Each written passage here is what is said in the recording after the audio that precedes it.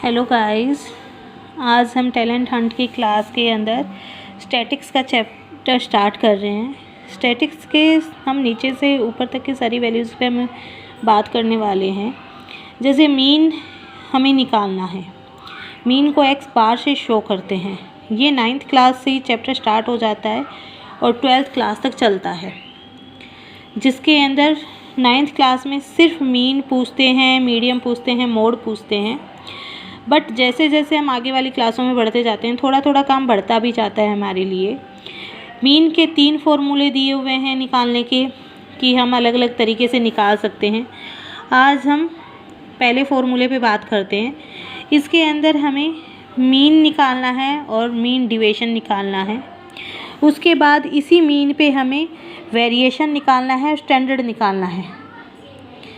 Variation और deviation, standard deviation आपके 11th में भी आते हैं और 12th में भी चले जाते हैं। सबसे पहला क्वेश्चन हमने लिया 4, 7, 8, 9, 10, 12, 13, 17। इस क्वेश्चन की मीन निकालने के लिए हमने बड़े इजी तरीके से पढ़ रखा है कि हम इन सभी वैल्यूज़ को ऐड करेंगे और जितनी ये वैल्यूज़ गिवन है, जैसे 1, 2, 3, 4, 5, 6, 7, 8 वैल्यूज़ गिवन है, इसका हम डिवाइड करेंगे। तो यहाँ हम देख पा रहे हैं कि n की वैल्यू 8 है यहाँ पे काउंटिंग में। समेशन x की वैल्यू का मतलब होता है सभी वैल्यूज़ को जोड़िए। समेशन यहाँ शो ही करता है ऐड करने को। सभी वैल्यूज़ को हमने ऐड कर दिया और जैसे ही हमने ऐड किया समेशन x की वैल्यू हमें मिली 80। हमने इस फॉर्मूले में यहाँ 80 को वैल्यू पुट किया, n की वैल्यू को पुट किया और जैसे ही डिवाइड किया तो हमारे पास 10 आ गया और इसके अंदर रिमाइंडर कुछ भी नहीं रहता है। उसके बाद स्टार्ट होता है मीन डिविएशन। मीन डिविएशन निकालने के लिए मीन का फॉर्मूले के अंदर समेशन तो रहता ही है। जो भी हमने मीन में वैल्यू निकाली है उसको सब्ट्रैक्ट करते हैं मीन की जो वैल्यूज़ गिवन है उनमें, और फिर उसका समेशन करने से जो भी नेगेटिव वैल्यू है वो भी पॉजिटिव में बदल जाती है। तो हमने जैसे इस सिंबल के बारे में पढ़ लिया है कि समेशन का मतलब ऐड करना होता है।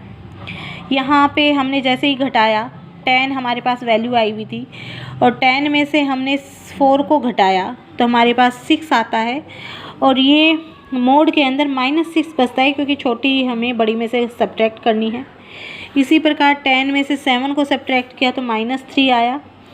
10 में से 8 को करते तो 2 आता, लेकिन हमने यहाँ 8 को 10 में से सब्ट्रैक्ट किया तो इसलिए -2 आ गया हमारे पास। फिर हमने 9 को 10 में से सब्ट्रैक्ट किया तो -1, 10 को 10 में से किया तो 0, 12 को में से 10 को किया तो +2, 13 में से 10 को सब्ट्रैक्ट किया तो 3, 17 में से 10 को सब्ट्रैक्ट किया तो 7। ये वैल्यू आती है। जैसे ये वैल्यू आती है फिर हमें पता है मोड के अंदर सारी नेगेटिव वैल्यू पॉजिटिव में बदल जाती है। हमने नेगेटिव को पॉजिटिव में चेंज किया, 6 + 3 + 2 + 1, 0 की वैल्यू रख दी यहाँ पे, 2, 3 और 7। सबको ऐड करते ही हमारे पास टोटल वैल्यू आई 27 और n की वैल्यू हमारे पास 8 थी जो कि हमने यहाँ पुट कर दी। 24 में 8 का डिवाइड करते हैं तो 3 आता है। इसके बाद मीन पे ही हमारे वैल्यूज़ का वेरिएशन और स्टैंडर्ड डिविएशन निकालते हैं। तो वेरिएशन का फॉर्मूला क्या होता है, जो भी हमने वैल्यू निकाली है xi माइनस के x बार, इसका स्क्वायर करना होता है मेन काम। वही डिवाइड तो n से ही होना है। जैसे ही हमने यहाँ किया तो हमारे पास 6 था, यहाँ पे 6 का स्क्वायर करने से 36 आ गया, 3 का स्क्वायर करने से 9 आ गया, 2 का स्क्वायर करने से 4 आ गया, 1 का स्क्वायर 1 ही होता है, 0 का 0 ही होता है, इसको लिखने की जरूरत नहीं थी हमारी। 2 का स्क्वायर 4 होता है, 3 का स्क्वायर 9 और 7 का स्क्वायर 49। जैसे ही हमने सबको ऐड किया हमारे पास टोटल वैल्यू आई 112 और हमने वेरिएशन के अंदर पुट कर दी 112 और n का डिवाइड किया और हमारे पास वैल्यू आ गई 14। स्टैंडर्ड डिविएशन और इजी होता है। वेरिएशन का अगर स्क्वायर रूट निकाल देते हैं तो हमारी स्टैंडर्ड डिविएशन आ जाता है।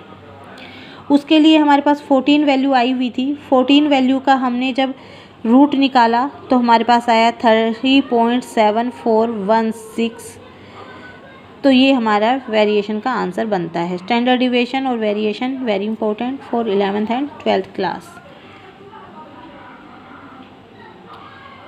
ओके गाइस, ये छोटा सा टॉपिक है बट ये प्रैक्टिस करने से ही सोल्व होगा। प्लीज़ आप इन्हें कीजिए। Thank you guys.